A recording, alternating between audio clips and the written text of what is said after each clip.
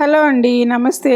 ఈరోజు వీడియోలో నేను పెంచుకున్న కొన్ని మల్లె మొక్కలను అయితే చూద్దాము. ఈ మల్లె మొక్కల్ని నేను వాటర్ బబుల్స్ ఉంటాయండి పగిలిపోయినవి, వాటిలో పెట్టుకున్నాను. ఈ మల్లె మొక్కలకి లాస్ట్ ఇయర్ బ్లూమింగ్ అయితే అస్సలు రాలేదండి.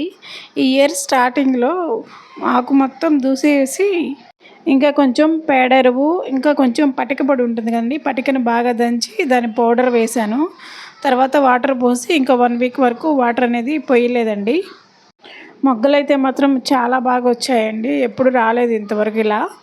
చూడండి, ఒక్క మొక్కకే మూర వరకు పూలయ్యాయి. వరుసగా ఒక వారం రోజుల పాటు బ్లూమింగ్ అనేది వచ్చిందండి.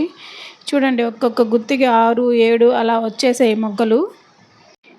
ఇది గుండు మల్లె అంటారు కదండి, అది.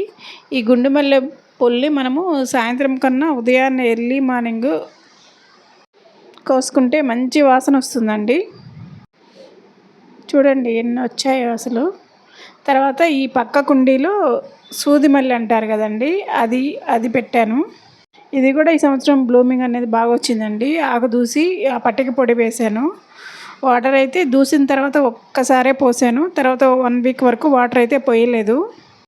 ఇది అంతేనండి, చిన్న బకెట్లో పెట్టుకున్నాను. బకెట్లో పెట్టుకొని పేడెరువు ఇంకా వాటర్ అంతేనండి, దీనికి ఏమి ఇవ్వలేదు. ఇలా ఒకసారి మొత్తము ఆకు మొత్తం దూసేసి మనము ఎరువు, పటిక పొడి ఇస్తే మొత్తం పూసిన తర్వాత ఒక సీజన్ అయిపోయిన తర్వాత మళ్ళీ ఇంకొకసారి మళ్ళీ అలానే ఆకు దూసేసి మళ్ళీ ఎరువు ఇచ్చేసి నీళ్ళు వేస్తే మళ్ళీ ఇంకొకసారి అనేది బ్లూమింగ్ అనేది మాకు స్టార్ట్ అవుతుందండి. ఇలా సీజన్లో మనకి 2-3 సార్లు అయితే మనము పూలు పూతకొస్తాయి. ఇలా మొక్కలు మనము ఒక 2-3 కుండీల్లో పెట్టుకున్నా మనకి సమ్మర్ అంతా పూలు అయితే వస్తాయండి. నేలలో కాకపోయినా పెట్టుకోవడానికి వీలు లేని వాళ్ళు ఇలా కుండీలో పెట్టుకున్నా సరిపోతుంది. చూసారు కదా, ఇది కూడా గుండు మల్లేనండి. ఆ పక్క కుండీలో ఉన్న మొక్కని వర్షాకాలంలో అంటు తొక్కి ఇలా వేరే కుండీలో పెట్టుకున్నాను. దాని నుంచి వచ్చిందే ఇది కూడా. ఆకు దూసివేసిన తర్వాత ఎక్కువ వాటర్ పోస్తే మనకి మొగ్గలు అనేవి రావండి.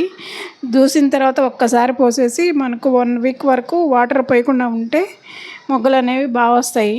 చూసారు కదా ఈ మొక్కకు ఎన్ని మొగ్గలు వచ్చాయో.